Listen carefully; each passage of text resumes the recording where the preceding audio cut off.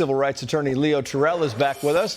Let's also bring in the 5 co-hosts, Jessica Tarlov, both are Fox News contributors. Welcome to you both. Leo, just saw you a few minutes ago, but welcome again. I want to put this on the board because this is Joe Biden's job performance numbers from now to 4 years ago, and you put these up, you can see now he's at 41%, April of 2021, 54%. As Nate Foy was just saying there, Jessica, boy, this fundraiser tonight is going to raise a bunch of money, $25 million, raising a lot of money, but he's really having a tough time raising those numbers. Well, he's actually doing a lot better than he was just a few weeks ago. I have a new piece up on foxnews.com about the polling that's come out since the State of the Union, and things have just been going in the upward direction for President Biden. The fundraising, obviously a huge piece of this. 24 hours after the State of the Union, $10 million, $25 million tonight. It's looking pretty good, while Donald Trump's campaign and certainly the RNC has really been struggling. So, yes, at 41%, it's not as bad as it was. It certainly has room to grow. But I do think that we are on a better track. And we know, unfortunately, because of Citizens United and the way that elections exist in America, that money matters a lot. And so I'm thrilled to see that the president is bringing in these kinds of dollars. It's a sign of faith that grassroots donations as well as big donors believe in him and want to win in November, and I'm ready. Putting a happy face on this, she is, Leo. That's the whole thing. You know, you look at the RCP average, and those numbers are just anemic across the board. But she's right. He is raising a bunch of money. Well, you know what? Money's not going to win the election for Joe Biden. Let me be very clear. Standing next to 2 former presidents is not going to convince American voters to vote for Joe Biden. Fox came out with a poll yesterday. Look at the numbers. He's underwater on issues of immigration, inflation, crime, and then he insults the intelligence of every New Yorker when there is a police officer who was murdered, and then he's going to fundraise in the city. A city that is lawlessness, a city that is having migrant crime. It's disingenuous. The American people have voted a vote of no confidence of Joe Biden. Everyone knows that. And he can raise $100 million. But the American voters are going to be very loud and clear in November. They're going to vote for President Trump.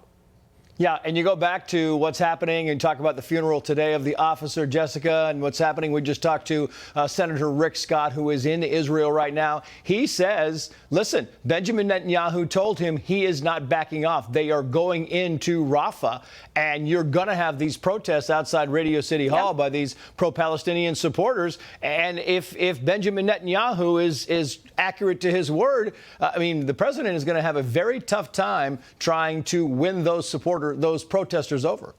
Yeah, I'm not sure how many of those protesters are frequent voters. This usually happens that there are people who are out there, you know, kicking up a big storm or tweeting up a big storm, and then they don't necessarily show up at the polls. And November is a long way away. But certainly with the Gen Z cohort, what's going on in Gaza is a big issue for them. And the president has made it clear that he certainly hears them. And he's trying to find a solution where we can have a humanitarian fix for the Palestinians, but also make sure that Israel is allowed to finish the job and to get those hostages home.